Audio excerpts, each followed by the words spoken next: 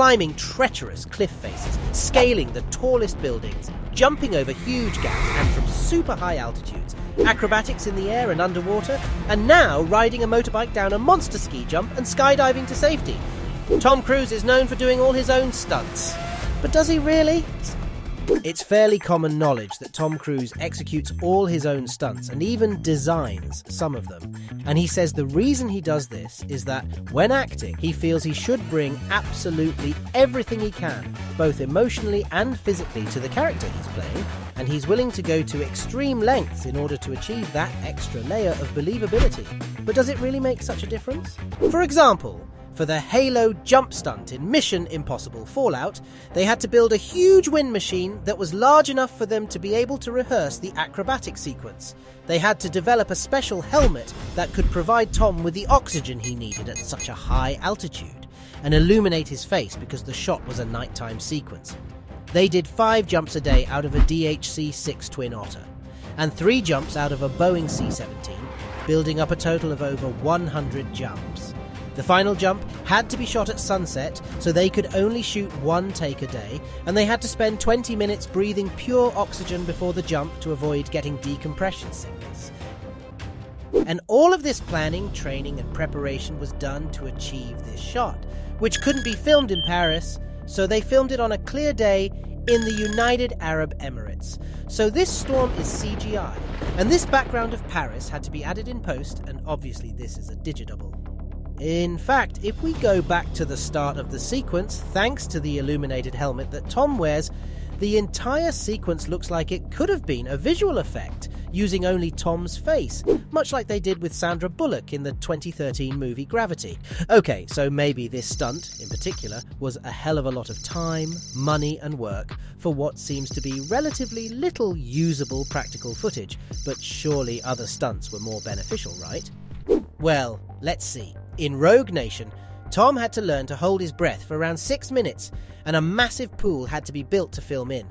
They had to use special waterproof cameras and special crane rigs to control their movements, but the entire background environment had to be created digitally, and Tom's journey down into it was 100% CGI. They also had to use special motion control rigs and cables to control and direct the actors' movements, so that they would coincide with the action and camera movements of the virtual camera and the animated CG environment. And then these rigs and cables had to be removed in post, and this CG graphic had to be tracked onto his arm. And so once again, a lot of time, money and effort for what seems to be very little benefit. So you might think, if believability isn't the reason, maybe it has to do with the budget. But these stunts are so elaborate, the safety measures so extensive, and the insurance costs are so high that, for movies that claim to have few visual effects, they are actually incredibly expensive. And they are getting even more so.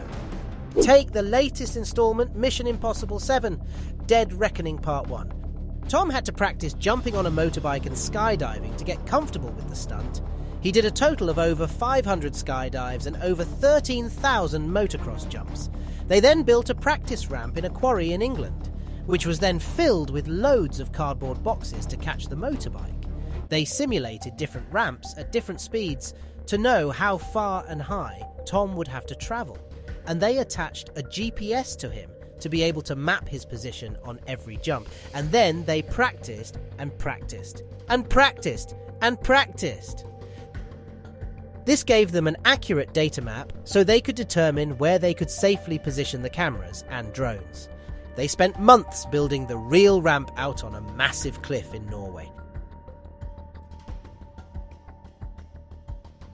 Every single part of the ramp, every single tool, all of the facilities, and every piece of equipment had to be flown in by helicopter. Then Tom had to do practice jumps into the rock bowl from a helicopter to get used to how the wind affected him when he opened the canopy. And then finally, after all this, he executed the stunt. But this stunt pushed the movie's budget up to nearly $300 million, making it the 7th most expensive film of all time. And if we look at the official trailer, we see that right here, the ramp was replaced with digital rocks. And this guy here might as well be a stuntman because we can't really tell the difference. Later on, we see more CG rock and background mountains that don't actually look anything like those we see in the real stunt, giving the impression that they too were added in post. And Tom Cruise is so far away from the camera anyway that he might as well be a digidouble.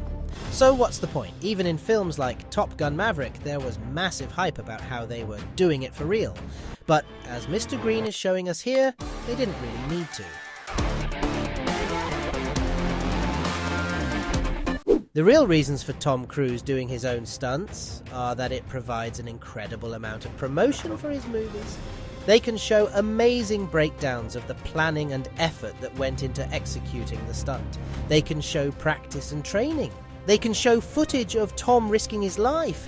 And they can build on this up to the point where we just have to go to the theatres and see it for real. The other reason is that Tom Cruise is a complete adrenaline junkie. He's a multi-engine instrument rated pilot. He can fly planes and helicopters. He owns a P-51 Mustang, a Gulfstream IVG-4 jet and a Bombardier 300. He skydives, climbs and rides motorbikes. He used to be a race car driver. And he even test drove a Red Bull F1 car. He's been doing jumps and stunts since he was a little kid.